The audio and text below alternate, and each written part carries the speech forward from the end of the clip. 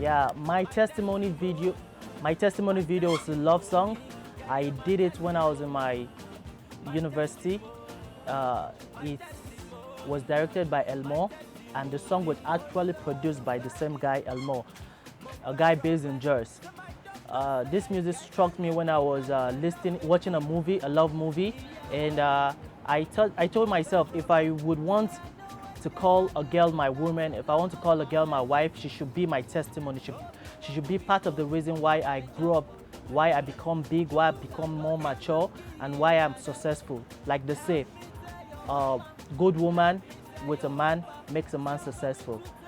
So I decided to work on the song, and I did it, and I did a video for it, and I got everybody liking and loving it, and God has been faithful ever since. My testimony, girl, you're my testimony.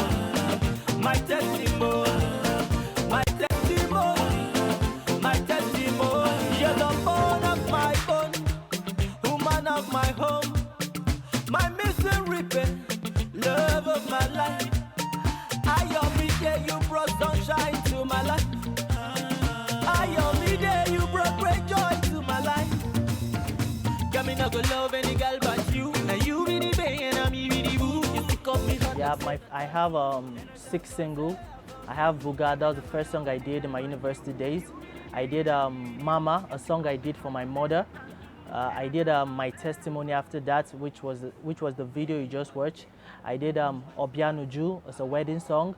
I did Wife Material, and I have also Compete, it's a club song.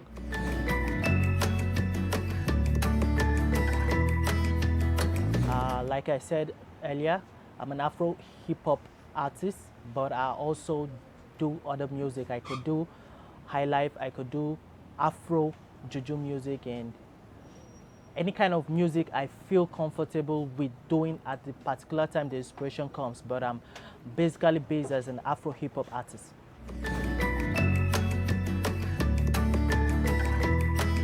I'm into music for one, the passion, and 2, I take it as a career source of my income, and 3, I use it. I believe music will help me pass a lot of message to the world. So I'm into music for so many good things.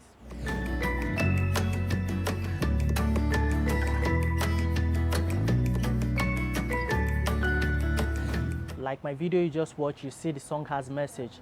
I'm a new edition of music in Nigeria today, because I try to make my song enjoyable, and it should also pass good message to the crowd. It's something that is almost going out of the Nigerian trade of music now. So what I try to work on is any enjoyment you're getting from a song that I do, you must have to get a message from it.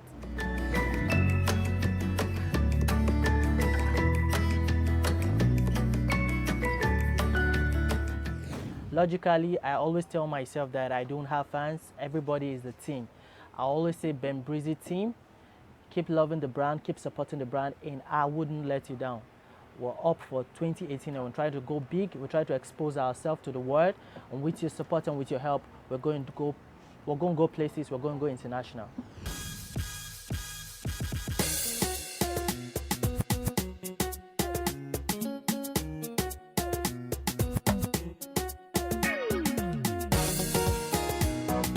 If you are someone who gets weak in the presence of beauty, I warn you, because right now we have a beauty queen from a unique beauty pageant with a difference.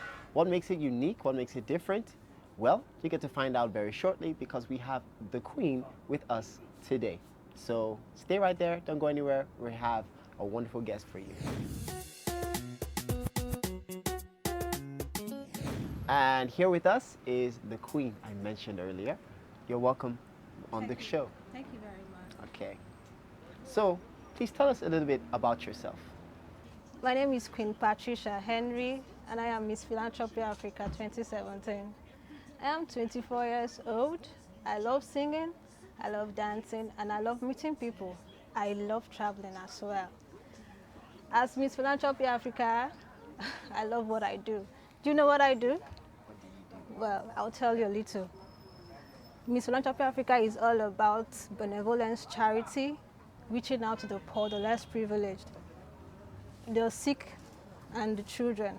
So we go out, we reach out to them, we move from our comfort zone, we go to where they are, and we bring hope to them. We make them feel loved, we make them feel they are humans, because indeed they are humans. That is what I do at Miss Philanthropy Africa Initiative. Now, there are different types of pageantry. Why did you choose to be in Miss Philanthropy Africa? Miss Philanthropy Africa is a very unique pageant, promotes African culture, decency, and modesty. I chose it over other pageants because I want to know about the African culture. It gives us a platform to learn about different cultures and their attitude, their language, and all that. So I chose it over other pageants because it enhances my knowledge and gives me the opportunity to learn other people's culture and promote it as well. So, have you always wanted to be a beauty queen, or did you just stumble on it? Being a beauty queen is not what I've always wanted. What I've always wanted actually is to reach out to people. And Miss Philanthropy Africa gives me the platform to go out of my comfort zone and reach out to people. So I'm so glad I'm here on the platform, and that is why I'm here. Now, while competing, what do you think gave you an edge over the other contestants and made you win? At Miss Philanthropy Africa Beauty Pageant, you have so many girls, and the criteria for being a beauty queen there is the compassion, the intelligence, and beauty, maybe. But the most important thing is the compassion. So many other contestants had compassion, they were intelligent, and they were beautiful too. I won because I worked for it, I pushed hard, they worked hard too, but I think I was a step above them. So, what was the feeling like when you were announced the winner of the pageantry? What kind of emotions was erupting? It was a mixed feeling. It was a mixed feeling of excitement, happiness, surprise. I felt everything positive at that particular time. I felt like shouting, I felt like crying, I felt like laughing. It was just a mixed feeling. And another feeling was, it was a call to service. So yes, because as a philanthropist, you just have to serve, and that is what I love about Miss Philanthropy Africa, because you have to go into remote places, you have to go into communities. Now that you are the queen, do you have any pet projects that you're working on? Currently, I'm working on a pet project which I captioned "They Are Humans." Yeah, it is an advocacy program against discrimination and stigmatization of less privileged, the children and persons living with psychosocial problems. And these problems are not limited to just those with mental disorder. Even some children face some domestic violence. And this program inculcates all of them, where we show them how much we love them, how much I care for them. And on this platform, I've had several projects. One is an environmental project which was carried out at Abuja, where we had a one-day seminar with the women and taught them the importance of health and how to keep their environments clean. And the other was at our orphanage home, where I clothed them for Christmas. And the third one was at IDP camp. I clothed them also for Christmas. And the fourth one was on Valentine's Day, 14th of February, where I celebrated Valentine with the sick children at the hospital. And of course, I have some more projects cooking up. And when I do them, I'll let you know. Now, how has the public reacted or responded to your pet projects? And what can they do to make your job easier? At first, it was not very easy because people didn't really know what I was doing. But now it's a bit easier. I could call for donations. People help me with donations of clothing, some items which I've been distributing. And of course, it could be easier if more sponsorship and partnership came in from the public. What is the uniqueness of the Miss Philanthropy Africa pageantry? What's different about it? The unique thing about Miss Philanthropy Africa is it's open to everyone, both persons living with disability, and it's also an international pageant, not just a Nigerian thing. It opens up to all nationals from different countries in Africa, even those from other continents. Hence, you have special interest in Africa, in promoting the African culture, in helping people in Africa.